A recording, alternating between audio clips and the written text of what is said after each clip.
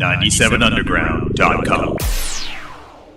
Hey folks, Michael Spedden here, host of The Back of the Rack on 97underground.com, Baltimore's Pure Rock Worldwide, and welcome to the 97 Underground Michael Spedden interview page, where we feature interviews with all the best local and national acts. Remember folks, The Back of the Rack on 97underground.com can be heard every Tuesday from 2 to 4 p.m. Download the free app and listen anytime, anywhere. And enjoy our interviews, folks. Remember, shop small and support local homegrown original music. Now, on with the interview.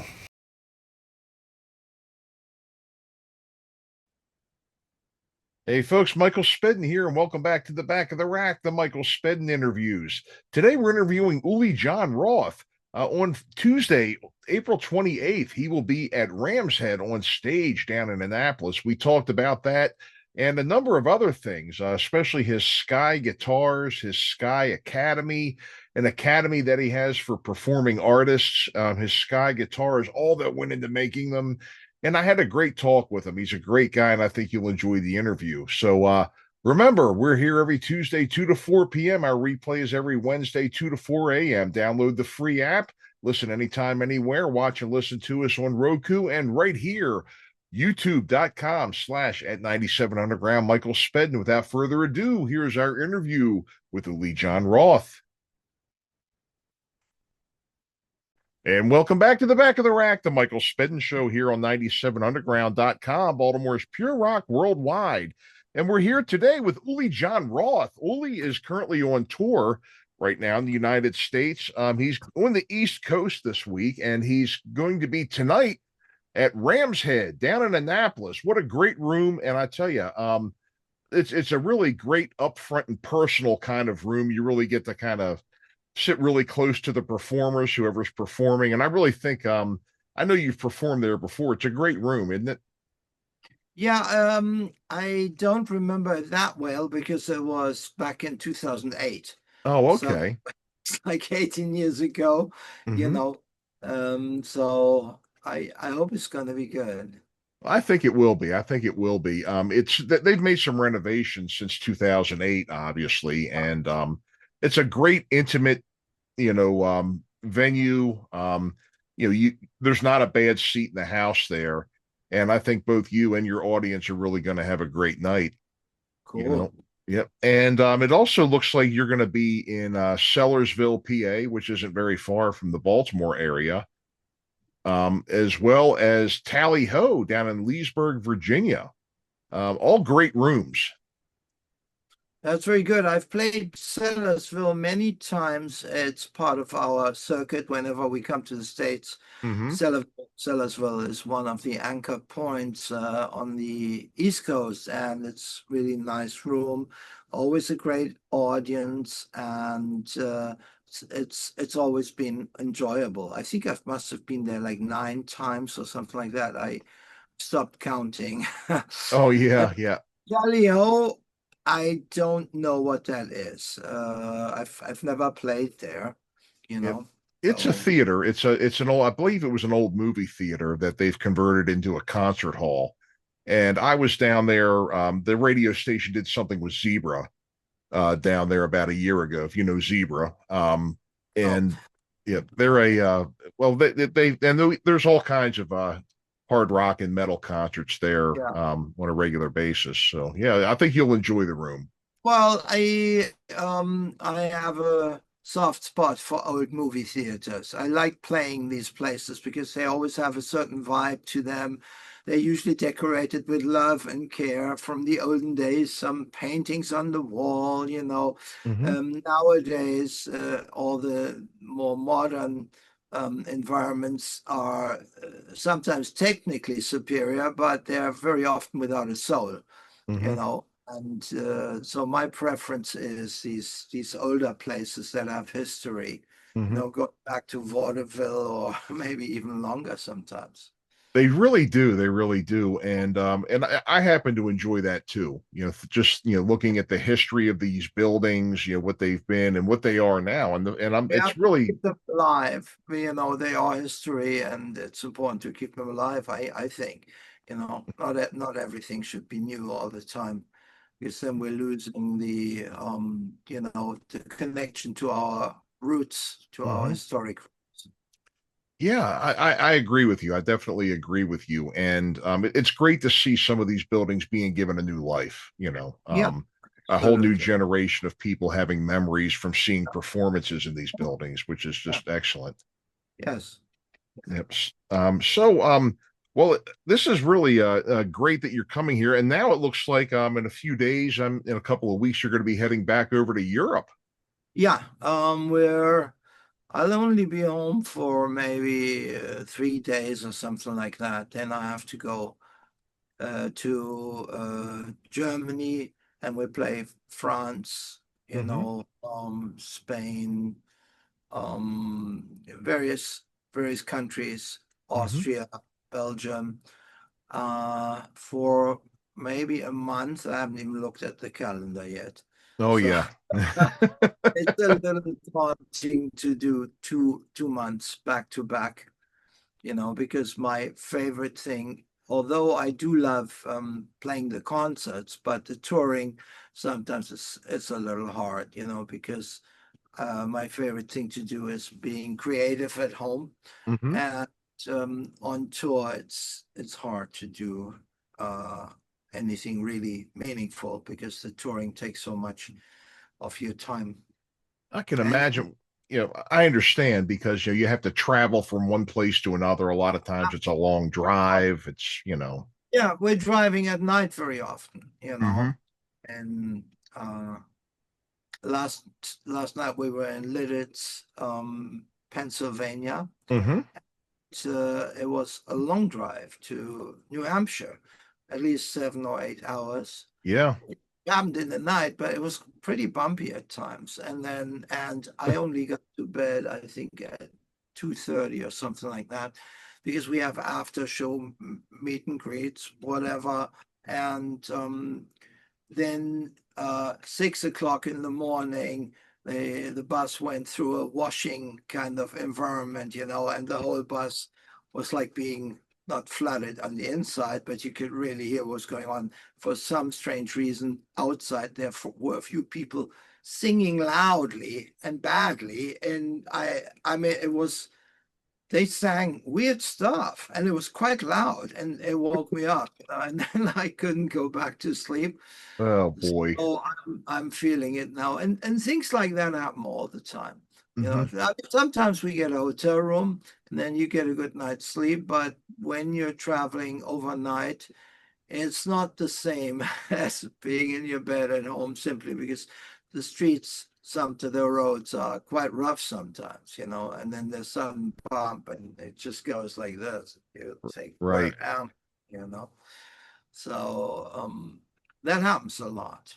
Yeah, yeah. Well, it's good that you have a nice bus to ride in, because I did when I was on the road. We were We out have a in very good bus, yeah. we were out in rider vans and U-Hauls and things like that, and then Oh they're not very boy. comfortable. No, no.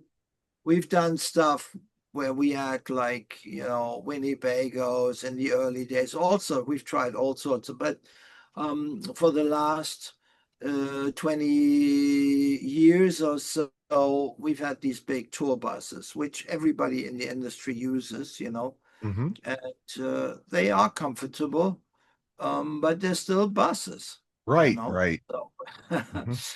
Yep. and so they come with pros and cons. But Sure. we used to, we're like a band of gypsies. Hmm. I wanted to ask you a little bit about your guitars. I know that I was reading a bit about your Sky guitars that you play. And you had kind of started that brand, I believe. You had designed them and you had worked with a luthier to make them custom built for you. And I am looking at, this one picture of you. It looks like you've really got this thing set up for yourself. I'm seeing a lot of different a lot of knobs, a lot of scalloped frets and everything. Tell us a little bit about what exactly, went into What designing is these. Sky guitar? Well, the Sky guitar is actually almost like its own instrument. It is based, of course, on a traditional electric guitar, but the range is considerably larger. Like, to give you an idea, in non-musical terms, it'll be hard to explain. But the normal mm, Fender guitar or Stratocaster, which everybody plays, or Les Paul, Gibson, they have like 3.5 octaves Hmm. of range, whereas the Sky guitar has an extra octave on top, meaning you can play much higher. You can play as high as a violin. Oh. And then, yeah, that was the original idea, how it all came about. I wanted to be able to play higher, extend the range, which means the shape of the guitar had to be different to reach the top notes. And then a couple of years later, I had the idea to add a seventh bass string to further extend the range in the lower regions, the bass Okay. regions. So now I've got a guitar which can play as low as the cello, even lower, and as high as a violin.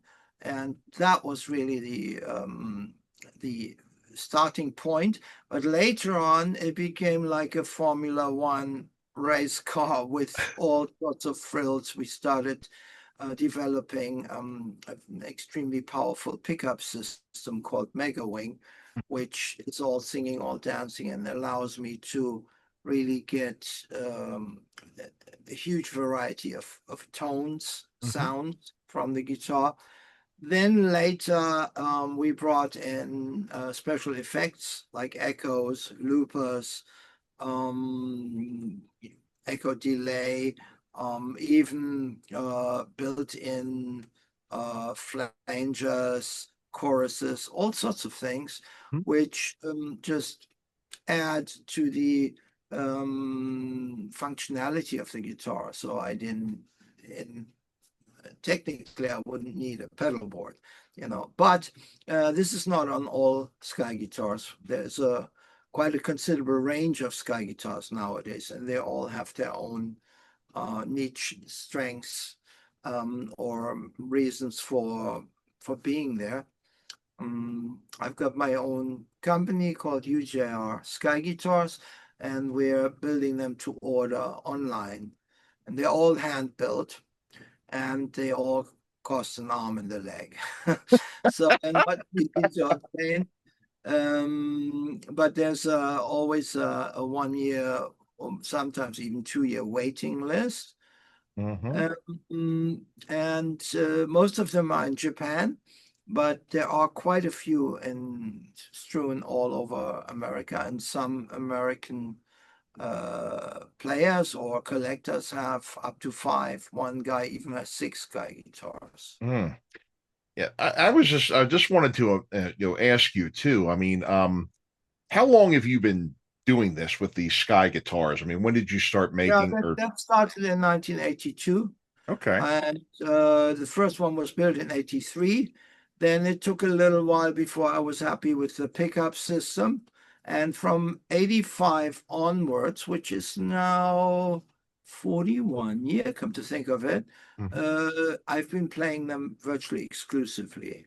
You Yeah. know, on this tour, I'm playing what we call a Sky Super Strat, Mhm. because in the second half we're doing uh, a 50th years anniversary show of the Scorpions Virgin Killer album, Mhm. and for that I brought out my white Sky Super Strat, which is basically identical in shape to an original Stratocaster guitar, Mhm. like the one I used to play.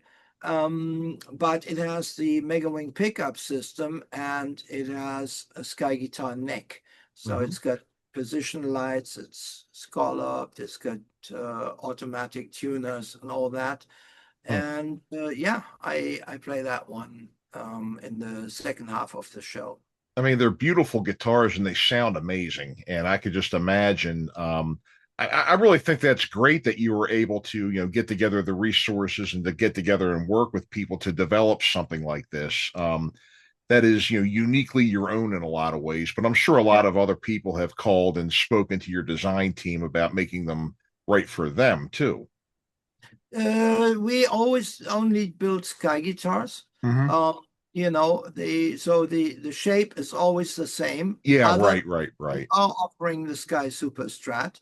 Hmm. Um, but the shape is always the same, and they all are fully functional as sky guitars, meaning they all have the extended range. Hmm. Uh, the difference is very often the different types of wood, the finish, the extras, and certain other things, like different tremolo systems, or some come with a fixed bridge, no tremolo. We even have nylon 9-string sky guitars, which are for my flamenco or classical playing, and I sometimes play these on stage as well. Wow. That's amazing, Uli. It really is. It really is. And I know that we had mentioned too that you have an academy that you do usually every year, Mm. where not only it's instructional as well as giving performers feedback. And that's got to be, I would say, if I were an attendee, that's got to be worth its weight in gold. Being a performer as I've been for all these years, hearing somebody at your level giving them feedback on their performance, as well as all the other things that you cover in the class. Would you like to just talk about that Yeah, for a few minutes? the facility is called Sky Academy, and Hmm. the first one we did was at the UCLA in Los Angeles in 2006. So Hmm. come to think of it, there's an anniversary here right now, which we didn't even think about. Yeah, Uh, sure. Yeah. yes. So there is a 20 years anniversary of Sky Academy coming up now. Thanks for giving me that idea. Yeah. Because we have something coming up in Germany, Sky Academy wise. Uh, at Sky Academy, it does attract mainly guitar players and musicians. There are also other musicians there, not just guitar players. But increasingly, it's become a place where a place of finding yourself in a different way, of progressing in your mind, how because our mind, I see it also as an instrument. It's the instrument of our spirit, of our soul. And there are many things that we can do right, and there are many things we can do wrong. Of course, every person is different, Hmm. but essentially the principles I find are always the same. And so, for instance, if you're an instrumentalist, if you approach music or the instrument in a way which is intrinsically not right, you're really shortchanging yourself. And then no matter how much you practice, you're not going to get the desired results. Whereas if you're in tune with it, if you're in tune with the essence of music, and if you're in tune with your own mind, and getting in tune with the instrument, then there will be no obstacles, and Right. everything will become very, very easy.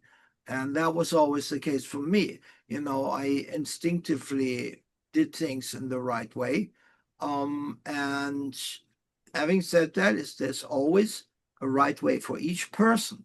Hmm. But I'm saying again that the principles are very much the same between all of us. We all feel cold as cold and hot as hot. We all see Hmm. blue as blue and red as red, and we taste sweet and sour as sweet and sour, unless there is maybe a medical deficiency, which is quite rare. But it's the same with our minds. We function very similarly. Our emotions we are like musical instruments. We are designed according to the laws of the universe, which are identical to the laws of music. Hmm. And so I'm seeing the world very much through musical eyes. You Right. know, I've even written a book about it, called In Search of the Alpha Law, which I wrote mainly originally for my Sky guitar, for my Sky Academy students, Mhm. because they always said, "Can we have it in writing?" But I wrote it in such a way that is also makes sense to people who don't play an instrument, you know. Although when I'm talking about certain musical aspects, it is very difficult to explain what an octave is or a certain musical concepts. But there is a way to do it, and it took me a long time to find that way. I started writing that book a long time ago, and I was never quite happy uh, with the outcome, particularly because of that fact. I wanted to find a way that non-musicians can also have an inroad into it. And then when COVID came, I had 2 years' time, and I Mhm. used them and produced a 600-page large-scale tome, which is somewhere in the back of the bus. Um, in fact, I can get it. It's right there. You want to wait? Sure, sure. Because I'm alone on the bus now. Just hang on. Okay, sure.